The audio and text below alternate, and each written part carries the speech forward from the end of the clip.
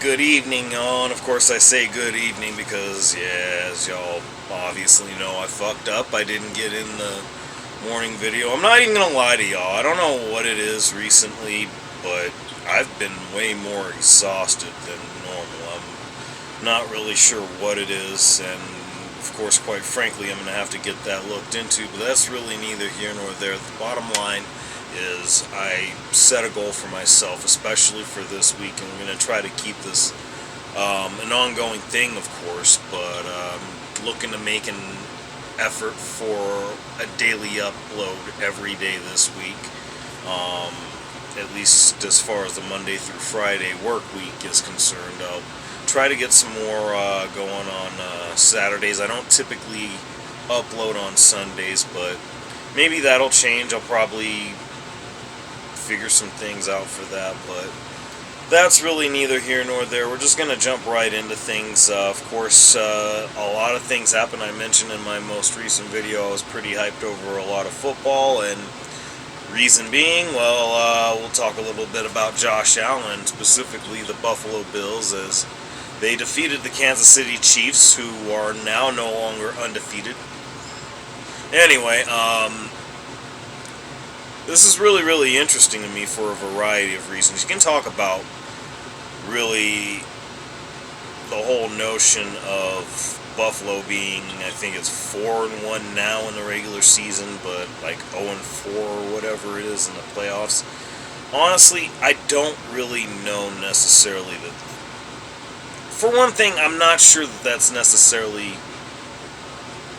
at a point to where we see that staying the same. I see that changing. The same is true when it comes to the likes of the Baltimore Ravens and Lamar Jackson, which is interesting because now apparently Josh Allen is a front runner for the MVP.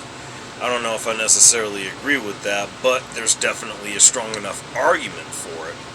But as I was going to say, in the case of the Ravens and the Bills respectively, you know, there's already a blueprint as far as beating the Kansas City Chiefs in the playoffs, and that was already given to us by the Cincinnati Bengals, which, interestingly enough, they're not even in a conversation. I mean, they are on the verge of being mathematically eliminated from playoff contention, yet they're still the only ones that can have that respect put on their name. We can't say that about Josh Allen and the Bills. Can't say that about Lamar Jackson and the Ravens. Can't even say that about CJ Stroud and the Texans, although I believe they're coming. But one way or another, I gotta believe that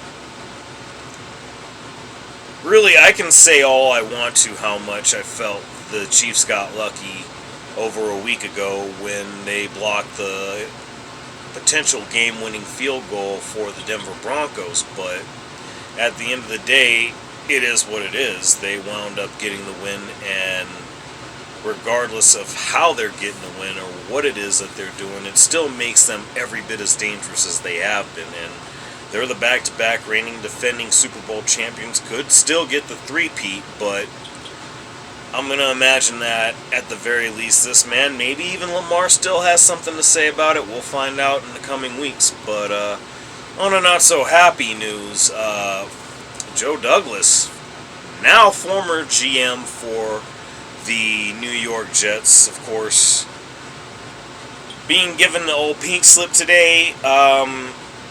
This is just really, really wild to me, and it's funny because it was, as pointed out by Adam Schefter on the Pat McAfee show today,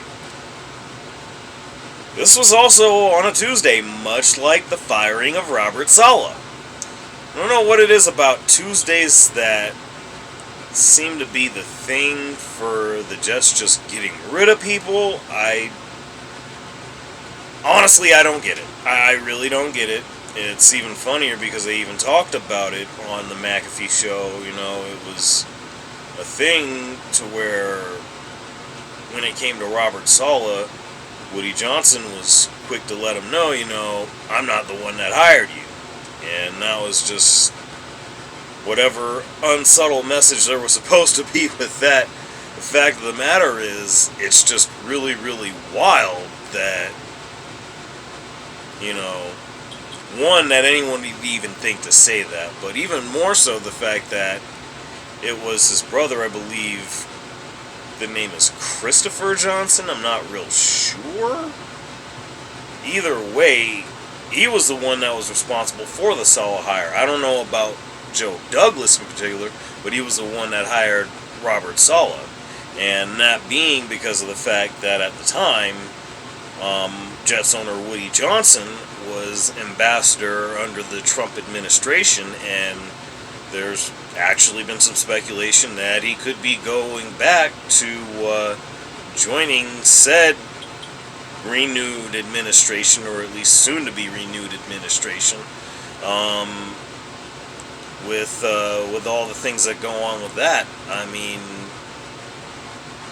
it's really, really interesting because going into the main topic of the subject, it's just really, really baffling, and I go into why in a moment, but I think what really needs to be said about the Jets, and I'm pretty sure this has really been said already, this is a straight up dumpster fire that really, when it all boils down to it, no matter who was involved, what the components were, this, that, and the third, the truth of the matter is that, again, this is a dumpster fire, but it's a dumpster fire that just wasn't very well thought through.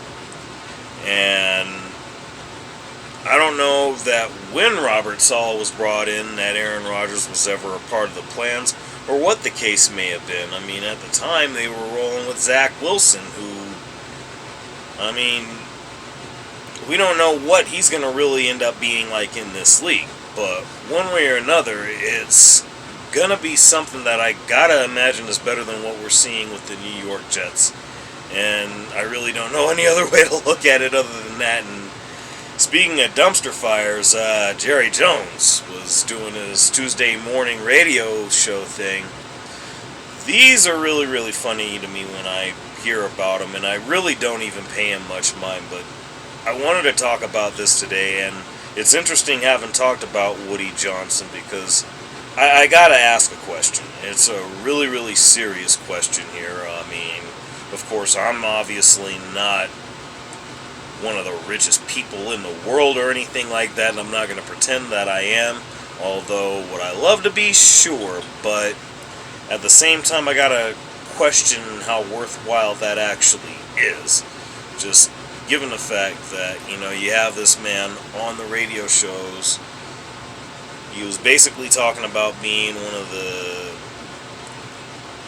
the sixth winningest team in all of football since pretty much the dynasty of the Cowboys from the 90s, which really just annoyingly tormenting for a lot of my teenage years. But if nothing else, it's just real wild to see that this is where it's gone, because one thing that I will say about that team back then is, you know, they actually had some kind of structure. And it's not to say that there isn't structure with this team now, it's just, I mean, when things really fall apart with the Dallas Cowboys, boy, do they fall apart. I mean, it's just hard to believe. And it was actually corrected, and I heard about this on First Take, of course. Yeah, they're not the sixth winningest team, they're actually the 11th. I mean, either way, what do they really have to show for it is the bottom line, you know. And the funny thing about it, I mentioned First Take, it was actually Stephen A. that pointed out they've had more head coaches since the 90s than they've actually had significant playoff runs. I mean, let's think about that here. Going from guys like, Wade Phillips, to Bill Parcells. Now they're on Mike McCarthy, who's pretty much on his way out of the door. I'm trying to think. Jason Garrett, who is a part of the Sunday Night Football crew and is doing a hell of a lot better as a result. I mean, I just don't know about this team and Jerry as the owner anymore. It's like, when do you ever learn to stay out of the way? And as if that wasn't bad enough, look at James Dolan. And not that that's reflecting, I mean, he clearly has to be, because look at the Knicks. They're not necessarily the best team in the NBA, but they're doing a fuck of a lot better than this. Anyway, that's all I got for that. Y'all know what it is. I mean, is Jerry losing it? I don't know. I'm running out of shit for this, so I'm going to let this be what it is. Y'all, let me know what y'all think down below. Like, share, subscribe. Y'all know how this works. I'm out.